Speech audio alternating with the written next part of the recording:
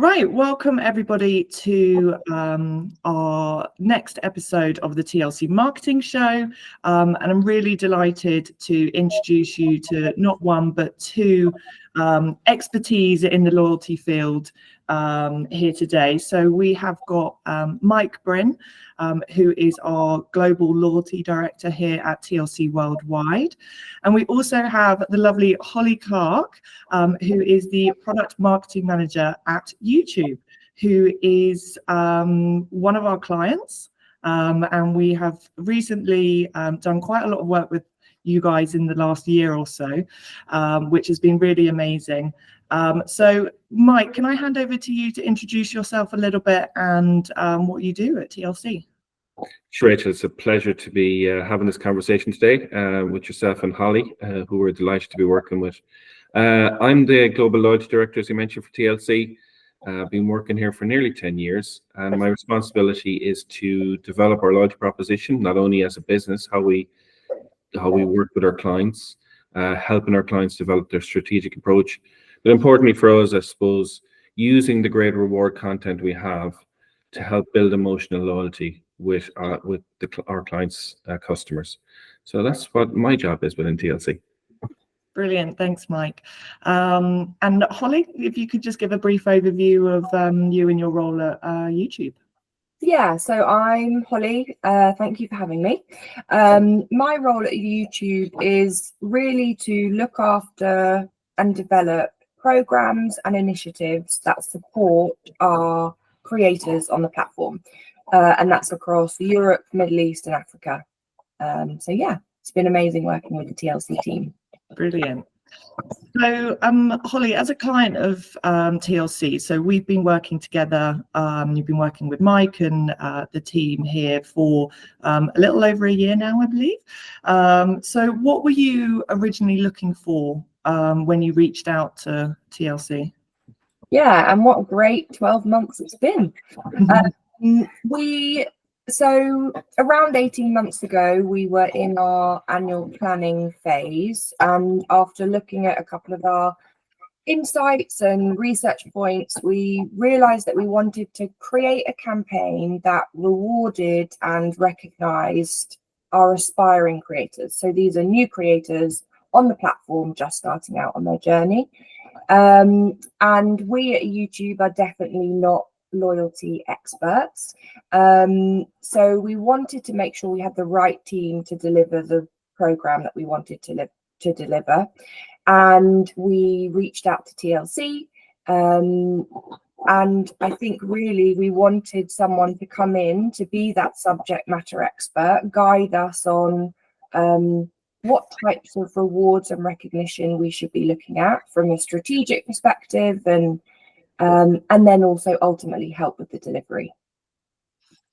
I think you said obviously at the beginning you needed that loyalty expert, but I think after the last 12 months you're definitely on your way to being that loyalty expert in the field.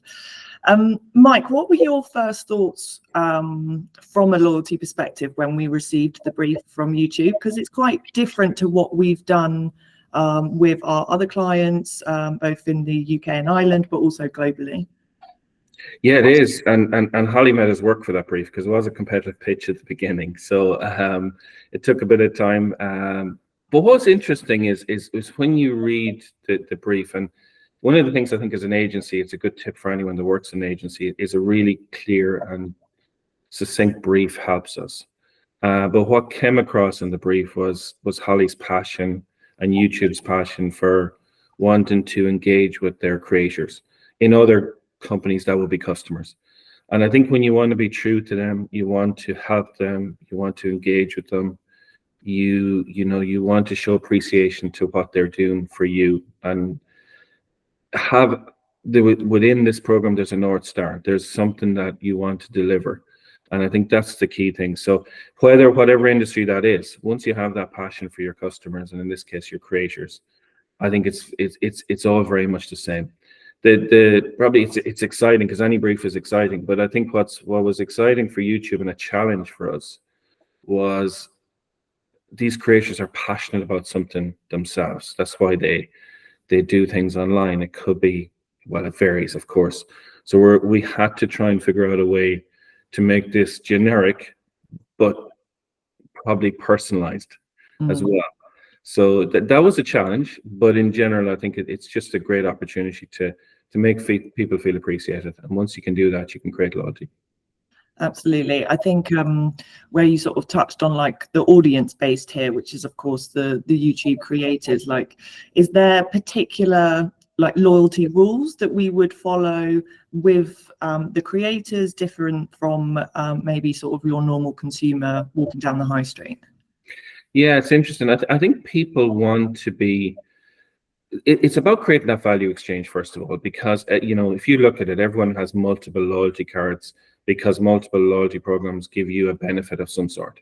So you could have a number of supermarket loyalty cards because you're going to get a discount, you're going to get a benefit in some way.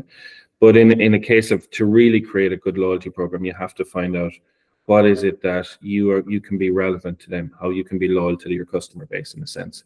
So I think what was interesting about this that is not ununique is you have to find how can you be relevant in their life. You know, what is it that's important to them? So maybe they'd love a cup of coffee because they'd love a break for something, but also they need some education because they want to do better at their job. Because this is, in a sense, it's not a B2B program, but in a sense, it's kind of that thing. You're trying to help them in their life. We often call this the Gemini effect, where it's like, I want something for myself and I want something to help me do a better job at what I'm doing. So there's a blend of that type of thing that comes into a program like this rather than the standard loyalty program. So it's about understanding people's motivations, I think.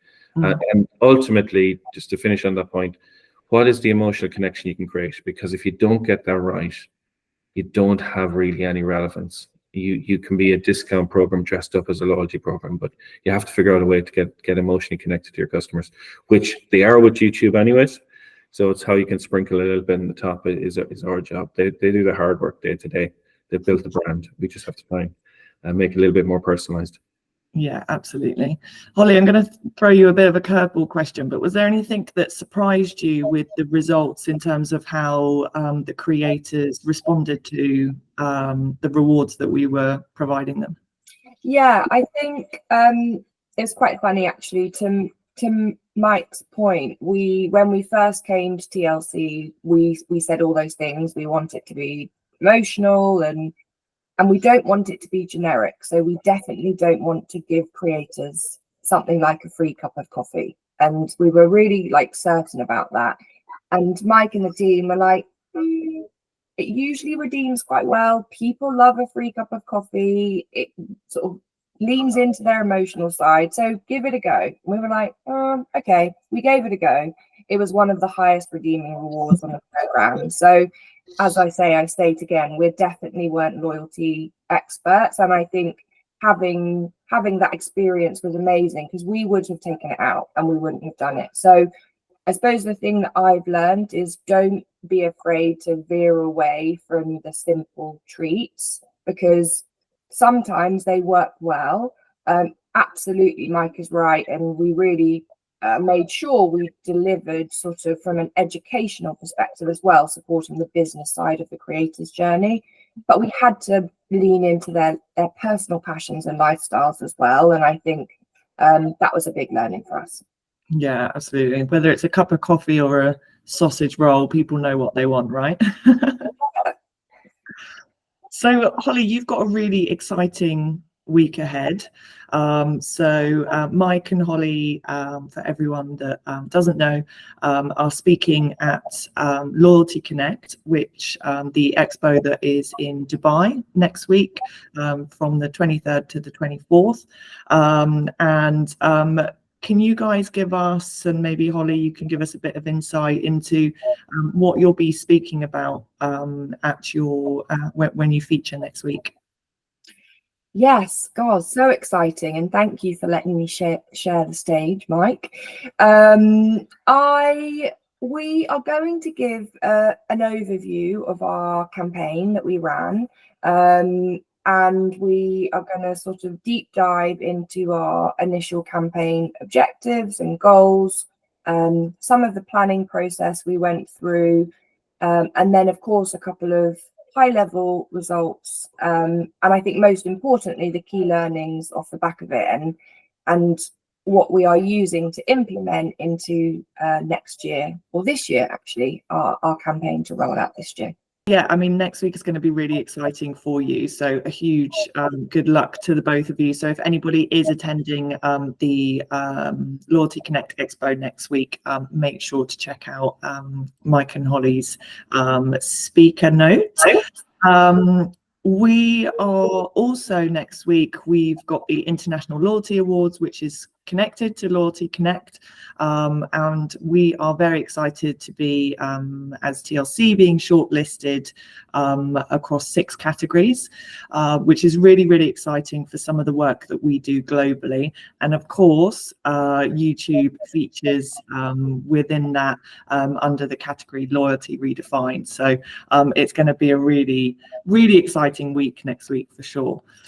So it's also worth, Holly, you'll probably hate this, but I am going to give you a huge shout out for being nominated for the 30 under 40. So huge congratulations for that. And we wish you a huge amount of luck for next week as well. Mike, talk to me about some of the challenges that brands can face within the loyalty industry. There is so much noise that is directed to consumers. So how do brands sort of break through that noise? Yeah, I actually just reflect back on it because I've seen what Holly's going to present next week. So I've got a sneak preview. And I think what's really interesting when you talk about brands today, thinking about loyalty is, I think in the last 18, 24 months is one of the first things you start talking about is return on investment. You know, so we can talk about the great stuff you need to do about engagement, emotion, connection, etc. But I think what's interesting that you'll find in Holly's presentation is they're methodical about how they wanted to understand how this program could work. I think that's really critical today, is to understand what is it your customers want, what is it that you can justify doing with them, and then learning from that. So you're testing so you can roll out. Because I think sometimes people are looking at the loyalty industry and saying, I need a program. And the Me Too programs traditionally failed. Capgemini, I think it was, that came out with a stat a couple of years ago, which was saying 97% of all transaction-led loyalty programs fail. Wow. And loyalty today is about, you know, gaining the heart, not the transaction. Because the discount is just a spiral, isn't it? You just keep discounting, and it doesn't change the name of the program, and it could be anybody. So I think it's a good learning. What you'll see next week from Holly's presentation is spend time understanding what your customers really want. Spend time trying to figure out where you can help them. Get back to basics of what's the value exchange. Not against discounts, not against points, but what else can you do that can make you relevant and stay on message? I think most brands do an amazing job on creating, you know, a marketing message, a brand positioning. And sometimes then they disconnect that with the loyalty program, or they just go with the loyalty program to do a specific thing to drive transaction. So long-winded way to say, make sure your program understands your customers, makes them feel some way special, shows you care about them, you know, creates a community if you can. All those things that work really well, and show you care about the world as well. But there's a little bit of that sprinkle in there, and it's no harm to give them a cup of coffee, I think, every now and again. Mike, we've spoken about it before in one of our previous episodes when we talk about sort of that personalization on how to connect with that audience. So I think that really resonates in terms of making sure that when you're cutting through that noise, and doing something maybe slightly outside of the box, that you're personalizing that content, because that's what fundamentally people want, is the content from these brands, which of course is exactly the whole premise of our YouTube campaign as well, with the creators. So I think we are going to wrap it up there. So thank you so much, Holly, for joining us. It's been amazing to chat to you. to chat to you. So a huge good luck for next week in both your or our award, your own award, but also for your speaking note with Mike as well. So thanks so much for joining us today. Thank you for having me. It's been a pleasure. Brilliant. And Mike, as always, thank you so much for providing that expertise. So thanks again. But it was great to chat to you both. And we'll see everybody at the next episode. And if you are in Dubai next week at Loyalty Connect, please pop by and speak to Holly and the team.